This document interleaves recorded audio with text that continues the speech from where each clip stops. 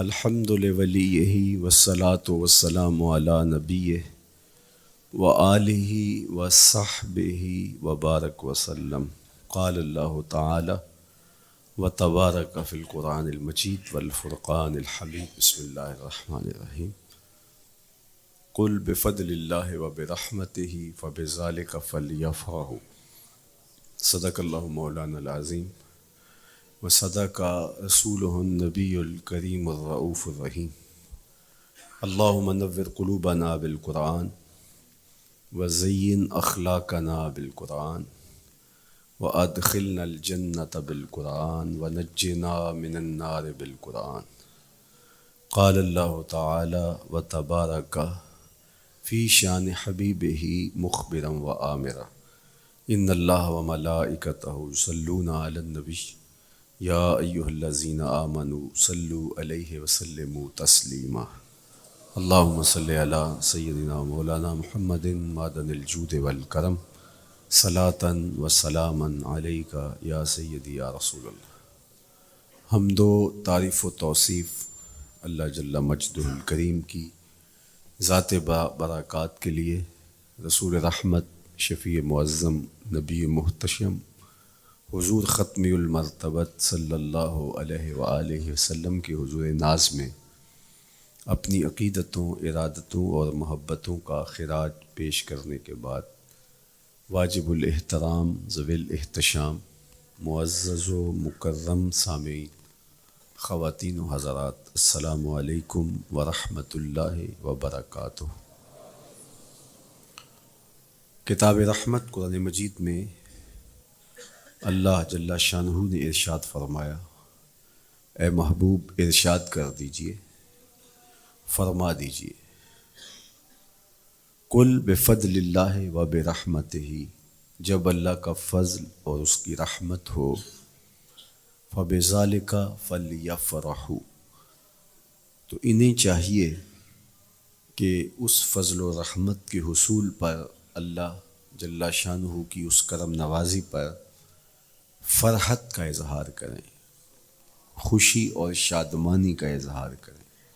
ہوا خیر مما یجمعون، اور وہ جب فرحت کا اظہار کرتے ہوئے، خوشی کا اظہار کرتے ہوئے خرچ کرتے ہیں، تو وہ خرچ کرنا اس مال سے بہتر ہے جو وہ جمع کرتے ہیں۔ تو خوشیوں کا حصول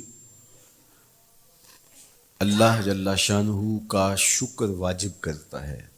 جب کوئی بھی خوشی ملے تو ہمارے اوپر ضروری ہوتا ہے کہ ہم اللہ کا شکر ادا کریں۔ شکریہ ادا کرنے سے نعمتیں اور زیادہ ملتی ہیں، اور شکریہ ادا نہ کرنے سے نعمتوں سے محروم کر دیا جاتا ہے۔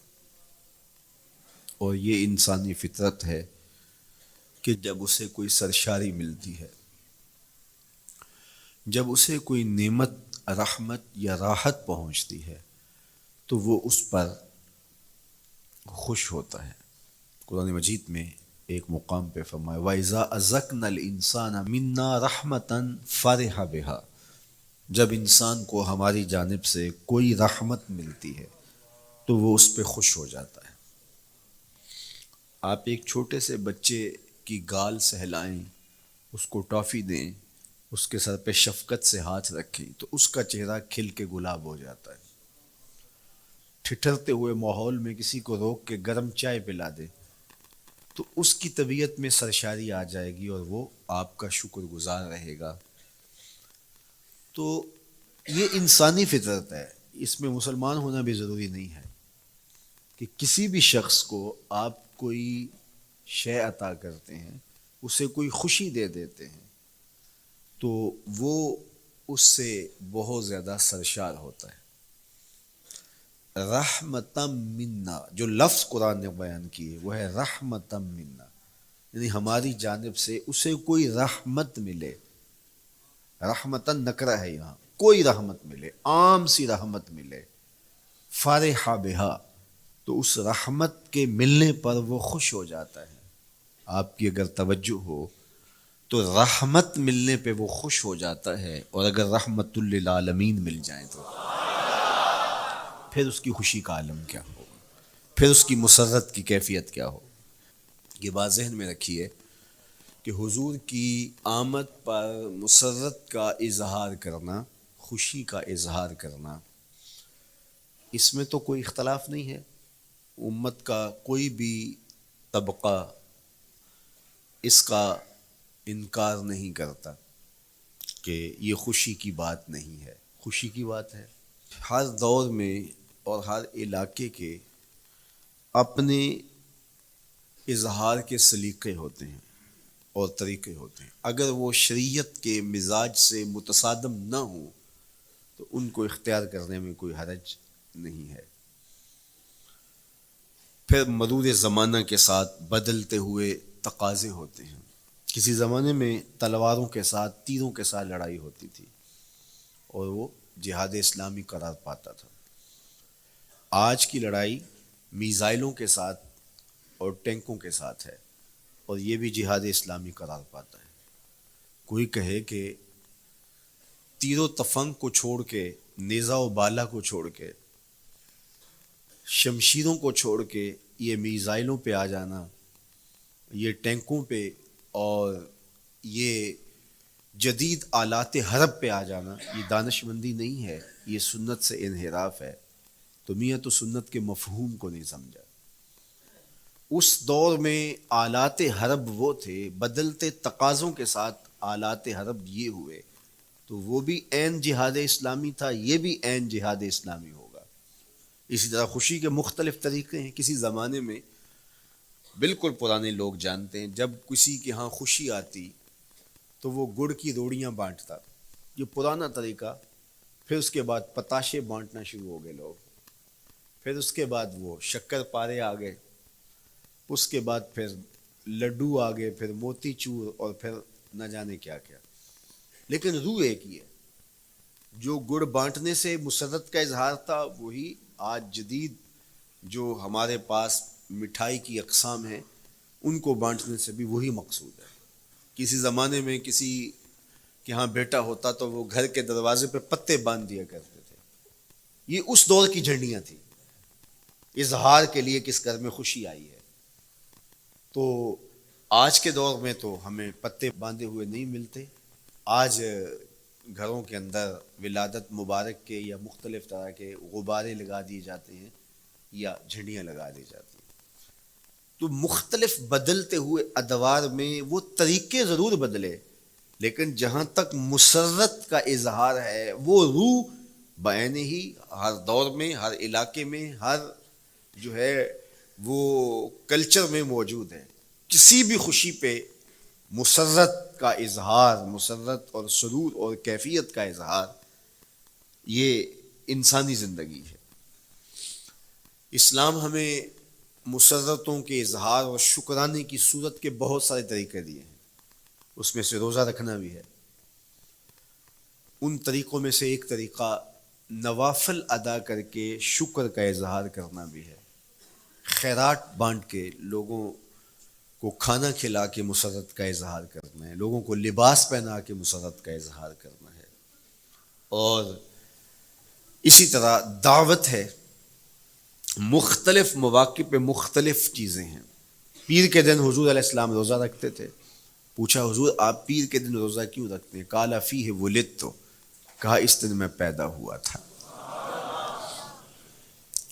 تو اپنی ولادت کا حضور دن پیر روزہ رکھ کے اللہ کے شکرانے میں دن گزارتے تھے۔ گو حضور علیہ السلام کی زندگی کا ایک ایک لمحہ رب کے تشکر میں بسر ہوتا ہے، لیکن حضور نے اس کی وجہ بیان کر دی کہ میں اس دن کا روزہ خاص طور پہ اس لیے رکھتا ہوں، فیہ ولدت، اس دن میری ولادت ہوئی تھی۔ اللہ اکبر۔ تو حضور کی ولادت اللہ کی بہت بڑی نعمت، اور اس پر شکرانہ خود میرے حضور نے ادا کیا ہے۔ علماء نے لکھا ہے کہ حضور کی ولادت کی خوشی یہ اللہ کی رضا کا سبب اور ذریعہ ہے۔ آپ نے سنا علماء سے کہ دین کا سب سے بڑا دشمن جس کا نام لے کے مذمت کی گئی وہ ابو لہب ہے۔ پورے قرآن میں کسی اور کافر کا ابو جہل کا نام بھی نہیں، عتبہ عتیبہ اور امیہ کا نام بھی نہیں ہے، لیکن نام لے کر کے مذمت اگر کسی شخص کی گئی وہ تو ابو لہب کی گئی۔ حضور علیہ الصلوۃ والسلام جب کوہ صفا پہ جلوہ فراز ہوئے، وَأَنذِرْ عَشِيرَتَكَ الْأَقْرَبِينَ، حکم ہوا پہلے قریبی لوگوں کو آپ اللہ کا ڈر سنائیں۔ تو حضور علیہ السلام نے قریبی لوگوں میں محنت کی، تو قریش کو، صنادید قریش کو، بنو ہاشم کو بلایا اور بلا کہ حضور نے ایک بات کہی کوہ صفا پہ کہ اگر میں تمہیں کہوں اس پہاڑ کی دوسری جانب سے ایک لشکر آ رہا ہے جو تمہیں کچل دے گا تو کیا میری بات مان لو گے؟ تو انہوں نے کہا اگر نظر نہ بھی آیا تو ہم کہیں گے ہم اندھے ہیں، آپ سچے ہو، ہماری نظروں کو پھیر لگ رہا ہے، آپ جھوٹ نہیں بول سکتے، ہم نے 40 سال آپ کے شب و روز دیکھے ہیں، تو کیسے ہم یہ گمان کر لیں؟ تو حضور نے فرمایا اگر میری ذات پہ اتنا یقین ہے تو مان لو اللہ ایک ہے۔ تو ابو لہب سب سے پہلے بولا تبا لک ھنالک سائر الیوم الہذا جمعتنا، معاذ اللہ، کہ آپ کا معاذ اللہ ہاتھ ٹوٹ جائے، آپ نے اس لیے ہمیں جمع کیا تھا۔ تو اللہ تعالیٰ جل شانہ نے اس کا جواب دیتے ہوئے ارشاد فرمایا تبت یدا ابی لہب وتب، ظالم تیرے دونوں ٹوٹ جائیں، ظالم تیرے دونوں ٹوٹ جائیں۔ تو ابو لہب کا نام لے کے مذمت کی گئی، لیکن یہ بدترین کافر جب حضور کی ولادت ہوتی ہے تو اس کی لونڈی سویبہ اس کو جا کے خبر دیتی ہے کہ تیرے مرحوم بھائی کے گھر بیٹا پیدا ہوا ہے۔ تو یہ بہت خوش ہو گیا، اس لیے نہیں کہ نبی تشریف لائے ہیں، اس لیے کہ میرے مرحوم بھائی کے گھر میں چراغاں ہوا۔ تو بھتیجا ہونے کے ناطے اس کو ایک سرشاری اور خوشی ہوئی، اور لونڈی کے خبر دینے پر اس نے اشارے سے اس کو کہا جا تو آزاد ہے۔ اللہ اکبر۔ یہاں سے یہ بھی سمجھیں کہ حضور نے صحن کائنات میں قدم رکھا، غلاموں کو آزادی ملنے لگی، غلامی کی زنجیریں ٹوٹنے لگی۔ تو سویبہ کو کہا جا تو آزاد ہے۔ خیر ابو لہب کی ساری زندگی آپ کو پتہ ہے، لیکن جب مر گیا تو حضرت عباس رضی اللہ تعالیٰ عنہ کو خواب میں ملا۔ انہوں نے کہا سنا کیسی بیت رہی ہے؟ اس نے کہا سخت مشکل میں ہوں، ڈاڈی تکلیف ہے، حضور کی مخالفت بڑی مہنگی پڑی، لیکن اتنا ہے کہ جب پیر کا دن آتا ہے جس انگلی سے اشارہ کر کے لونڈی کو آزاد کیا تھا اس سے ٹھنڈا اور میٹھا مشروب بھی ملتا ہے اور عذاب میں بھی کچھ کمی ہوتی ہے۔ شارع مسلم امام نووی کے استاد امام ابو شامہ جو بہت بڑا نام ہے حدیث میں، وہ فرماتے ہیں جب ایک کافر کو حضور کو نبی سمجھ کے نہیں بھتیجا سمجھ کے خوشی کرنے کا بھی صلہ ملتا ہے تو ایک مومن جو حضور کا غلام ہے اور حضور کو امام اور مقتدا اور نبی رسول اور محبوب سمجھ کے خوشیاں کرتا ہے اس کو اللہ کتنا کچھ عطا کرے گا۔ دوستاں را کجا کنی محروم تو کے بعد دشمنا نظر داری، جب تو دشمنوں کو اتنا دیتا ہے تو دوستوں کو کتنا عطا کرے گا۔ تو حضور کی آمد پر مسرت کا اظہار، بشاشت کا اظہار، یہ اہل ایمان کا طریقہ رہا ہے۔ ہاں جو اس کا انداز ہے، کسی کو نوافل میں زیادہ سرور ملتا ہے وہ نوافل کثرت سے پڑھ لے، کسی کو زیادہ سرور روزے میں آتا ہے تو وہ روزے رکھ کر کے اس شکرانے کو ادا کرے، کوئی ذکر کی مجلس سجا لے، مختلف طریقے موجود ہیں۔ حضور علیہ السلام تشریف لائے، صحابہ بیٹھے ہوئے تھے، صحیح مسلم میں روایت ہے، سنن نسائی میں ہے اور بھی کتب حدیث میں، محفل بپا تھی تو حضور نے آ کہا ما اجلسکم، کیوں بیٹھے ہوئے ہو؟ تو جو انہوں نے جواب دیا وہ سنیے، جلسنا نذکر اللہ ونحمدہ علی ما ہدانا لدینہ ومن علینا بکا، حضور ہمارے بیٹھنے کا مقصود یہ ہے کہ ہم اللہ کا شکر ادا کر رہے ہیں اس بات پر کہ اس نے ہمیں ہدایت دین عطا کی، ومن علینا بکا، اور آپ کی صورت میں ہمارے اوپر احسان کیا، ہمیں آپ عطا ہوئے، اس پر اللہ کا شکر ادا کرنے کی مجلس سجائے بیٹھے۔ اب بات تو سادہ سی تھی، لیکن میرے حضور نے ان سے کہا کیا تم اس بات پہ قسم دے سکتے ہو کہ اسی لیے بیٹھے ہو؟ تو انہوں نے کہا جی ہم قسم دیتے ہیں ہم اسی لیے بیٹھے. فرمایا اٹھاؤ قسم. تو صحابہ نے باقاعدہ قسم دی, ہم قسم اٹھاتے ہیں ہمارے بیٹھنے کا مقصد یہ ہے کہ اللہ کا شکر ادا کر رہے ہیں اور آپ کی صورت میں جو انعام خداوندی ملا ہے اس پر اللہ تعالیٰ کا شکریہ ادا کر رہے ہیں. حضور نے باقاعدہ ان سے قسم لی اور انہوں نے باقاعدہ قسم دی. اب صحابہ کو حیرت تو تھی کہ یہ موقع قسم کا تو نہیں تھا, لیکن حضور نے قسم لی ہے, کیوں؟ حیرت تو استجاب کی کیفیت تھی. حضور علیہ السلام نے فرمایا صحابہ میں تم سے جو ابھی قسم لی ہے یہ کسی تہمت کی بنیاد پر نہیں لی, یعنی تمہارے قول کی صداقت میں مجھے کوئی شک نہیں تھا کہ میں نے قسم سے تصدیق کی ہو, بلکہ اس کا سبب اور تھا. بعض اوقات قسم اس لیے کی جاتی ہے کہ کسی متردد ذہن کو مطمئن کرنا ہوتا ہے, اور بعض اوقات قسم واقعہ کی اہمیت کو بڑھانے کے لیے کی جاتی ہے.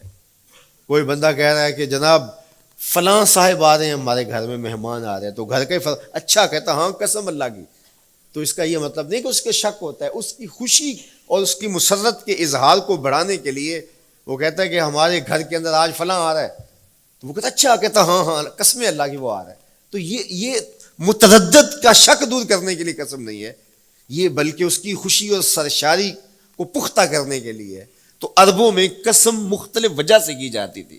تو حضور نے فرمایا یہ جو میں نے تم سے قسم لی ہے یہ کسی تہمت کی بنیاد پہ نہیں لی, بلکہ اس قسم کا سبب کیا ہے سنو. پھر حضور نے خود بتایا, فرمایا تم یہاں بیٹھے تھے, میں حجرے میں بیٹھا تھا, اتانی جبریل علیہ السلام, میرے پاس جبریل امین حاضر خدمت ہوئے, فاخبرنی ان اللہ یباہی بکم الملائکہ, تو مجھے انہوں نے خبر دی ہے, محبوب ذرا باہر تو نکل کے دیکھو, صحابہ تمہارے اس عمل پر اللہ فرشتوں میں ناز کر رہا ہے, اللہ فرشتوں میں فخر کر رہا ہے کہ دیکھو میں نے ان کو نعمت دی, کتنے قدردان نکلے, اس نعمت کا شکرانہ ادا کر رہے ہیں. اور آج اگر ہم اپنے گھر میں بیٹھ کے, اپنی مسجد میں بیٹھ کے حضور کی صورت میں انعام خداوندی کا شکریہ ادا کرتے ہیں تو اللہ کی رحمتوں سے بعید نہیں کہ اللہ فرشتوں سے کہے دیکھو صدیاں بیت گئیں یہ آج بھی شکرانہ ادا کر رہے ہیں, اور یہ بات میری اور آپ کی بخشش کی ضمانت قرار پائے. تو حضور کی صورت میں جو انعام ہوا, حضرت حسان بن ثابت اکثر کہا کرتے تھے منا علینا ربنا ام بعث فینا محمدا, ہمارے رب نے ہمارے اوپر احسان کر دیا ہے کہ محمد عربی عطا کر دی ہے. ساری زندگی سجدے میں سر رکھ کے شکر ادا کرتے رہیں, حق شکر پھر بھی ادا نہ ہو. میں تو کہا کرتا ہوں ہمارے بدن پہ اتنے بال نہیں ہیں جتنے رسول اللہ کے احسانات ہیں. ہمارا بال بال قرض رسالت میں جکڑا ہوا ہے, ساری زندگی ان کے گیت گائیں. میں ایک رات کے میلاد کا صرف قائل نہیں ہوں کہ ایک رات میلاد کر لو اور پورا سال چھٹی, ساری زندگی حضور کا نام جپو, ساری زندگی حضور پہ درود پڑھو, لمحہ لمحہ حضور کے ذکر کا چراغاں کرو. صرف اپنے گھروں میں, اپنی چہار دیواریوں میں اور اپنے بازاروں میں جھنڈیاں ہی نہ لگاؤ, بلکہ دل کے ایک ایک پرت پہ نام محمد کی جھنڈی لگاؤ. صرف منڈیروں پہ چراغاں ہی نہ کرو, بلکہ دل کی اندھیر گلیوں میں بھی حضور کے نام کا چراغاں کرو. اندر بھی روشنی ہو, باہر بھی روشنی ہو. حضور پہ درود پڑھو, حضور کا ذکر کرو, اپنے بچوں کو بٹھا کر کے حضور کے قصیدے سناؤ, حضور کی شانیں سناؤ, حضور کی سیرت بتاؤ انہیں. اپنے گھر کے ماحول کے اندر, اپنی مسجد میں, اپنی گلی میں, اپنے دوستوں میں حضور کا ذکر کرو. دوستوں آپس میں بیٹھو تو کہو یار اللہ کا کتنا کرم ہو گیا کہ اللہ نے ہمیں حضور عطا کر دیا. دوستوں میں بیٹھے جب یوں بات کرو گے تو اللہ کی رحمتیں کس قدر تمہارے اوپر برسیں گی. اپنی عقیدتوں کا اظہار کرو, وہاں کمیت نہیں دیکھی جاتی, وہاں کیفیت دیکھی جاتی ہے. وہاں مقدار نہیں دیکھی جاتی, وہاں معیار دیکھا جاتا ہے. وہ چہرہ اور چہرے کا تل نہیں دیکھتے, وہ بندے کا دل دیکھتے ہیں.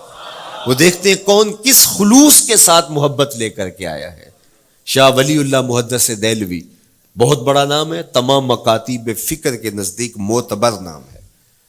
شاہ ولی اللہ محدث دہلوی فرماتے ہیں میرے والد شاہ عبد الرحیم محدث دہلوی ہر سال حضور کا میلاد کرتے تھے, اور اپنی استطاعت کے مطابق لوگوں میں, آنے والوں میں کچھ کھانا بھی تقسیم کرتے. ایک سال حالات اتنے پتلے تھے کہ ان کو میسر نہ تھا کہ لوگوں کو بھرپور کھانا کھلا سکیں, لیکن کہا چلو ناغہ نہ ہو, ایک تسلسل ہے جاری رہے, تو انہوں نے چنے بانٹ دیے بعد میں. لیکن دل میں تشویش تھی کہ اس مرتبہ من کی منشا پوری نہیں ہوئی، تو اسی حالت میں سو گئے، سوئے تو مقدر جاگا، حضور کا دیدار نصیب ہوا، اور جس نے حضور کو خواب میں دیکھا اس نے حضور کو ہی دیکھا۔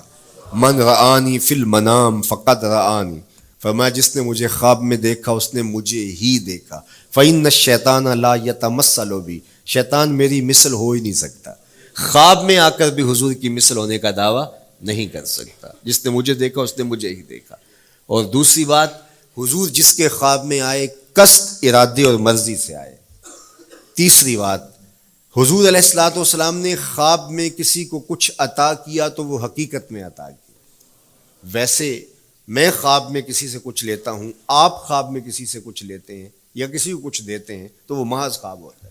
آپ نے کسی سے قرض لینا ہو تو وہ خواب میں آ کے ادا کر دے تو صبح اٹھ کے کھاتے سے نام کاٹ دیں گے؟ آپ کہیں گے خواب میں ادا کیا۔ بھوک میں تڑپتے سو گئے، رات عالی نسب ہوٹل سے کھانا کھاتے رہے، صبح بھوک محسوس کریں گے یا نہیں؟ خواب میں کھایا ہے نا۔ وہ کیا کسی نے کہا 100 بار میرے ہاتھوں میں تیرا دامن آیا، جب آنکھ کھلی تو اپنا ہی گریباں تھا۔ کچھ نہیں ہوتا، خواب محض خواب ہوتا ہے۔ لیکن اگر حضور کسی کو خواب میں کچھ عطا کرے، امام بوصیری سے پوچھو، رات چادر ملتی ہے، صبح اٹھتے ہیں کندھوں پہ موجود ہوتی ہے۔ حضور عطا کرتے ہیں تو حقیقت میں عطا کرتے ہیں۔ امام سخاوی نے القول البدیع میں لکھا ہے، ایک شخص حضور کے روضے پہ کھڑا ہے اور کیا کہتا ہے؟ آنا ضیفوں کا، میں آپ کا مہمان ہوں اور آپ کے ہوتے ہوئے کسی اور در پہ تو نہیں جانا۔ آقا جی میں تیرا ہو کے خیر منگاں در در دا، مریل کتا کیوں اخواواں ایڈے بختاں وردہ، جب میں تیری چوکھٹ پہ ہوں تو کسی اور سے کیوں مانگوں؟ اور میرے امام بولے کون دیتا ہے دینے کو منہ چاہیے، دینے والا ہے سچا ہمارا۔ کوئی جھولی میں چند ٹکڑے ڈال بھی دے تو ساری زندگی جتلائے گا۔ اللہ اکبر۔ عارف عبد المتین نے تو قلم توڑ دیا نا۔ اور جتنے بھی سہارے ہیں سبک کرتے ہیں، عزت نفس بڑھاتا ہے سہارا تیرا، ہر آسرا کمزور کرتا ہے لیکن نبی کا آسرا سر بلند کرتا ہے۔ کسی چودھری کا، خان وڈیرے کا مانگت سر اٹھا کے چل سکتے کہ میں فلاں کا مانگت ہوتا ہوں اور جس کو خیرات مدینے کی گلی سے ملی ہو؟ اسی لیے میرے امام نے مشورہ دیا، ٹھوکریں کھاتے پھرو گے ان کے در پہ پڑ رہو، قافلہ تو اے رضا اول گیا آخر گیا۔ وہ کھڑا ہی حضور کے روضے پہ اور کیا کہتا ہے؟ آنا ضیفوں کا، میں آپ کا مہمان ہوں اور آپ کے ہوتے کسی اور در پہ جاؤں؟ اللہ اکبر۔ یہ کہتے کہتے آنکھ لگ گئی۔ حضور خواب میں تشریف لائے، دائیں ہاتھ میں روٹی تھی، عطا کرتے میں خذ لے لے۔ کہتا میں نے خواب میں کھانا شروع کر دی، ابھی آدھی روٹی کھائی تھی، پوری روٹی نہیں کھائی تھی، آدھی روٹی کھائی تھی کہ میری آنکھ کھل گئی۔ جب آنکھ کھلی تو دوسرا آدھا ٹکڑا میرے ہاتھ میں موجود تھا۔ وہ دیتے ہیں تو حقیقت میں دیتے ہیں۔ تو شاہ ولی اللہ محدث دہلوی فرماتے ہیں کہ میرے والد شاہ عبد الرحیم محدث دہلوی نے خواب میں حضور کو دیکھا، اور چونکہ دن یہ عمل گزرا تھا اور کہ مہمانوں کو خاطر خواہ تواضع نہیں کر سکا تھا، تو حضور کے سامنے انواع اقسام کی چیزیں پڑی ہیں، ان میں میرے والے چنے بھی موجود ہیں اور حضور ان کے ساتھ شفقت فرما رہے ہیں۔ تو یہاں معیار دیکھا جاتا ہے، مقدار نہیں دیکھی جاتی، یہاں کمیت نہیں دیکھی جاتی، کیفیت دیکھی جاتی ہے۔ یہاں چہرے اور چہرے کا تل نہیں دیکھا جاتا، یہاں آنے والے کا دل دیکھا جاتا ہے۔ یار چہرہ تو چمکدار تھا، اسی لیے ابو لہب کہتے ہیں نا شعلے کی طرح چمکتا ہوا، لیکن جہنم کا ایندھن بنا، اور کالے رنگ والا، ہونٹ موٹے ہیں، لیکن کعبے کی چھت میں کھڑا اذان دے رہا ہے۔ اذان ازل سے تیرے عشق کا ترانہ بنی، نماز تو اس کی دید کا ایک بہانہ بنی، ادائے دید سراپا نیاز تھی تیری، کسی کو دیکھتے رہنا نماز تھی تیری۔ تو عقیدتوں کے رنگ اور محبتوں کے رنگ حضور علیہ السلام کے ساتھ جب کوئی پیش کرتا ہے تو رائے گانی جاتی۔ یہ وفاداروں کا در ہے، یہاں بے وفائی کا تصور ہی نہیں ہے۔ وہ ہاتھ پکڑتے ہیں تو پھر چھوڑتے نہیں ہیں، اس لیے ان سے محبت کا ربط قائم کیجیے، اپنی اولادوں کو حضور کا پیار سکھائیے، اپنے گھروں میں میلاد کیجیے۔ لازم نہیں ہے کسی عالم دین کو بلاؤ، آپ اپنے گھروں میں حضور علیہ السلام پر درود پڑھیے گا، بچوں کو بٹھائیے گا اور حضور کی سیرت کا کوئی واقعہ ان کو سنائیے گا۔ صحابہ اپنے بچوں کو بٹھا کر کے حضور کی سیرت بتایا کرتے تھے، حضور کا نقشہ بتایا کرتے تھے، حضور کے شمائل ذکر کیا کرتے تھے۔ اور کوئی صحابی ملتا تو تابعین جمع ہو جایا کرتے تھے اور اسے پوچھتے تھے اچھا بتاؤ حضور کی صورت کیسی تھی، زلفیں کیسی تھی. یہی میلاد ہے نا. میلاد میں حضور کے فضائل کا ذکر ہوتا ہے، شمائل کا ذکر ہوتا ہے، خصائل کا ذکر ہوتا ہے. اور موسم حج کا ہے. ایک اونچے ٹیلے پہ حضرت سیدنا ابو طفیل چڑھ گئے. یہ آخری صحابی ہیں، اس کے بعد کوئی صحابی نہیں. آخر میں سب سے آخر میں فوت ہوئے 110 ہجری میں. حضور کے وصال کے 100 سال بعد تک زندہ رہے. اونچے ٹیلے پہ چڑھ گئے اور لوگوں کو کہا لوگوں آؤ، اس وقت روئے زمین پہ میرے علاوہ کوئی نہیں جس نے حضور کو دیکھا ہے. بس انہی آنکھوں نے حضور کو دیکھا ہے. کیا ناز ہے. میرے ایک استاد ہوتے تھے سر محمد علی حاشر، اللہ ان کی قبر پہ رحمت نازل کرے. تو وہ بڑے بڑے مشاہیر اہل سخن سے ملے تھے تو وہ بات کرتے تھے. میں مولانا ظفر علی خان کا مصاحب رہا ہوں، میں نے اقبال کو دیکھا ہے. داغ دہلوی نے اپنے شاگردوں سے کہا تھا آنے والی صدیاں تم پہ ناز کریں گی اے لوگو، تم نے داغ کو دیکھا، تم نے داغ سے باتیں کی ہیں. یار جس نے داغ دہلوی کو دیکھا ہے وہ تو ناز کریں، جس نے اقبال کو دیکھا ہے وہ تو فخر کریں، جو مشاہیر اہل سخن کے پاس بیٹھتا رہا ہے وہ تو فخر کریں، اور جس کی آنکھوں نے جمال محمد عربی دیکھا ہے وہ اپنے مقدر پہ ناز کیوں نہ کریں. تو کہا لوگوں آؤ، اس وقت روئے زمین پہ میرے علاوہ کوئی نہیں جس نے حضور کو دیکھا ہو، آؤ مجھ سے حضور کی باتیں سنو. لوگ جمع ہو گئے اور کہا صف لنا رسول اللہ، تم نے حضور کو دیکھا ہے تو بتاؤ حضور کیسے تھے. تو حضرت ابو طفیل نے 3 لفظوں میں میرے حضور کا حلیہ بیان کیا، یاد کر لو. حضرت ابو طفیل نے کہا کان رسول اللہ صلی اللہ علیہ وسلم ابیض ملیحا مقصدا. ایک تو چٹے رنگ کے تھے، ایک تو حضور کا رنگ گورا تھا. دوسری بات ملیحن، حضور کا حسن نمکین تھا. اور تیسرا مقصدا، حضور متوازن تھے، نہ قد لمبا نہ قد پست، سوا صدر والبطن، سینہ اور پیٹ برابر. لیسا بالطویل الممغط ولا بالکثیر المتردد، نہ پست کے عجیب دکھائی دیں نہ اتنے لمبے کے عجیب لگیں بلکہ درمیانہ قد. لیکن اذا جامع القوم غامرہم، سن لو حضور کا قد تو درمیانہ تھا لیکن جب لوگوں کے درمیان چلتے حضور کے کندھے لوگوں کے سروں سے اونچے دکھائی دیتے. یہ اللہ نے شان دی اپنے محبوب کو. مکھ چند بدر شاہ شانی، متھے چمک دی لاٹ، کالی زلف تے اکھ مستانی.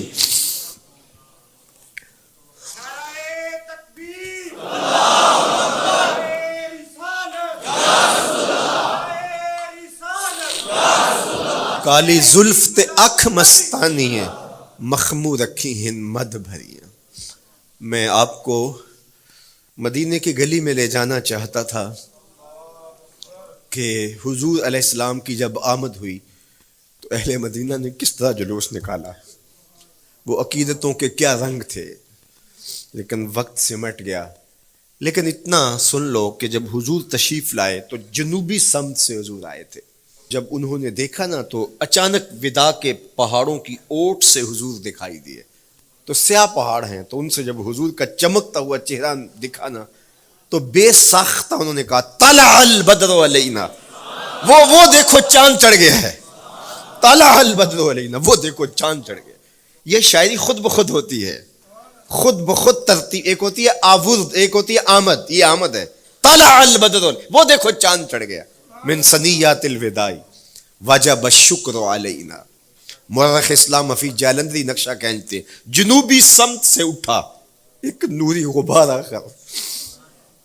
جنوبی سمت سے اٹھا ایک نوری غبار آخر، سواد شہر میں داخل ہوا ناکا سوار آخر. زباں پر اشرق البدر علینا کی صدائیں تھیں، دلوں میں ما دعا للہ دائی کی دعائیں تھیں. نبوت کی سواری جس طرف سے ہو کے جاتی تھی، درود و نعت کے نغمات کی آواز آتی تھی. کہیں معصوم ننھی بچیاں تھیں دف بجاتی تھی، رسول پاک کی جانب اشارے کر کے گاتی تھی اور کہتی کیا تھی؟ ہم ہیں بچیاں نجار کے عالی گھرانے کی، خوشی ہے آمنہ کے لال کے تشریف لانے. خوشی ہے آمنہ کے لال کے. عجیب رنگ بکھرے ہوئے تھے. حضور نے جب بچیوں کو دیکھا تو فرمایا تم مجھ سے محبت کرتی ہو؟ انہوں نے کہا ہم دل و جان سے آپ سے پیار کرتی ہیں. تو حضور نے فرمایا واللہ انا احبکن، اللہ کی قسم میں بھی تم سے پیار کرتا ہوں، میں بھی تم سے پیار کرتا ہوں. لوگ گھروں کو سجائے بیٹھے، ہلم الینا یا رسول اللہ الی العدد والعدۃ والمنع، حضور آ جاؤ نا، آ جاؤ، ہمارے پاس اسلحے بھی ہیں، کسی نے حملہ کیا توڑ کے رکھ دیں گے، ہمارے بڑے بڑے گھر ہیں، مہمان آئے سنبھال لیں گے، رک جاؤ نا ہمارے گھر. اب اتنے چاہنے والے ہوں تو کس کو پذیرائی دیں؟ حضور اونٹنی کی مہار گردن پہ ڈالتے، فرماتے خلو سبیلہا ناقتی مامورۃ من اللہ، اس کی راہیں چھوڑ دو، یہ اللہ کے حکم کی پابند ہے. کہتے ہیں لوگوں نے اونٹنی کو چارہ دکھانا شروع کر دیا کہ چلو اونٹنی بیٹھ جائے.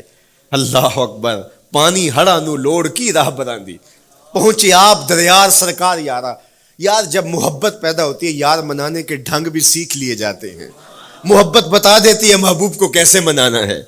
لیکن حضور فرماتے خلو سبیلہا ناقتی مامورہ، راہیں چھوڑ دو، میری اونٹنی اللہ کے حکم کی پابند ہے، یہ سبز چاروں کے لالچ میں آنے والی نہیں ہے، چھوڑو چھوڑو اس کا راستہ. اللہ اکبر، جب بنو نجار کے محلے سے حضور گزرے، یہی بچیوں نے تالا البدر علینا پڑھا تھا، اور یہی محلہ حضور کے ننیال کا محلہ تھا. انہوں نے جو لفظ کہے، امام صالحی نے، اللہ ان کی قبر پہ کروڑوں رحمتیں نازل کرے. سبل الہدا والرشاد میں نے کئی مرتبہ یہ مقام پڑھا ہے، باب الہجرہ مسلم شریف باقی کتب حدیث میں بھی ہے، لیکن امام صالحی نے بہت ساری احادیث جمع کی ہیں، اور انہوں نے یہاں جو منظر بیان کیا ہے، انہوں نے جو لفظ کہے نا، جب حضور آئے بنو نجار کے محلے سے گزرنے لگے تو ذرا لفظوں کی چاشنی دیکھیے، ان لفظوں سے ٹپکتے شہد کو دیکھیے. تو انہوں نے آگے بڑھ کے حضور کو دعوت دی، اور لفظ کیا کہے، ہلم الی اخوالک یا رسول اللہ الی العدد والعدۃ والمن، حضور ادھر تو رک جاؤ، یہ تو آپ کے ماموں کے گھر ہیں، یہ تو آپ کے ننیال کا محلہ ہے. لیکن حضور نے فرمایا کہ بس میری راہیں چھوڑ دو. پھر اونٹنی جا کے کہاں بیٹھی، نیویاں دا پرونا ہے میرا نبی، کوٹھیاں تے چڑھے ویخ دے رہ گئے. سہل اور سہیل دو یتیم بچے تھے، اور ان کی خالی جگہ پڑی تھی، جا کے اونٹنی وہاں بیٹھ گئی. اٹھایا گیا پھر بیٹھ گئی. قریب ترین مکان حضرت ابو ایوب انصاری کا تھا. دوڑے آئے، سامان اتارنے لگے، کہا حضور اونٹنی کو اب نہ اٹھاؤ، اب تو میرے بخت جاگ پڑے ہیں. پھر ان کی کیفیت کیا تھی، امروز شاہ شاہاں مہمان شدست مارا. امروز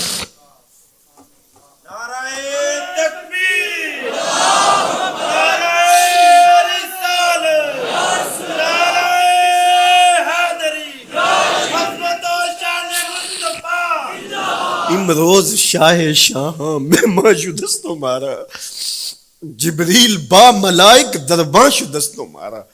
وہ کہتے ہیں آج شاہوں کا شاہ میرے گھر کا پرونا بن گیا ہے. یہ ابو ایوب انصاری کے جذبات ہیں. آج شاہوں کا شاہ، آج خسرو حسینہ ماہ نازنینہ، آج امام الانبیاء میرے گھر کا پرونا بنا ہے. کہاں میں کہاں نکہتے گل، باد صبا تیری مہربانی. کبھی اونٹنی کے پاؤں چوم رہے ہیں، تیرے بخت کے تو میرے گھر تک لے آئی. تو کہا امروز شاہ شاہاں مہمان شدست مارا، آج شاہوں کا شاہ میرے گھر کا مہمان ہے. پھر آگے کیا کہتے ہیں، جبریل با ملائک درباں شدست مارا. لوگوں جبریل کو دیکھو، آج میرے گھر کا پیرا دے رکھا ہے، آج میرے گھر کا چوکی دار بنا ہوا ہے، کیونکہ میرے گھر میں حضور ٹھہرے ہوئے ہیں. تو کیا حضور کی آمد کا جلوس تھا یار. صحابہ نے جو حضور کے آمد کا جلوس نکالا، ہم تو وہ رنگ پیش نہیں کر سکتے، لیکن میں آپ کو کہوں گا درود پڑھتے ہوئے آج جلوس میں شامل ہوں، حضور کے ذکر سے سرشار ہو کے جلوس میں شامل ہوں، اور پورے نظم کے ساتھ. اگر آپ کے جلوس میں کوئی کسی کی گاڑی گھس بھی آتی ہے، اس کو پیار دینا، اس کو راستہ دینا، اور اس کو حضور کی رحمت کا احساس ہو کہ یہ رحمت کو ماننے والے لوگ ہیں، اور حضور پہ درود پڑھتے رہنا، عقیدتوں کے رنگ میں رہنا. امید ہے کہ جس طرح حضور نے ان بچیوں سے کہا جو حضور کے جلوس میں شامل تھیں کہ کیا تم مجھ سے محبت کرتی ہو، تو انہوں نے کہا جی جی، ہم اسی لیے تو آپ کے قصیدے پڑھ رہی ہیں. تو حضور نے فرمایا واللہ میں بھی آپ سے محبت کرتا ہوں. تو ہو سکتا ہے حضور ہمیں فرمائیں میرے میلاد کے جلوس میں آنے والوں میں بھی تم سے محبت کرتا ہوں. اللہ آپ کو سلامت رکھے. وآخر دعوانا ان الحمدللہ.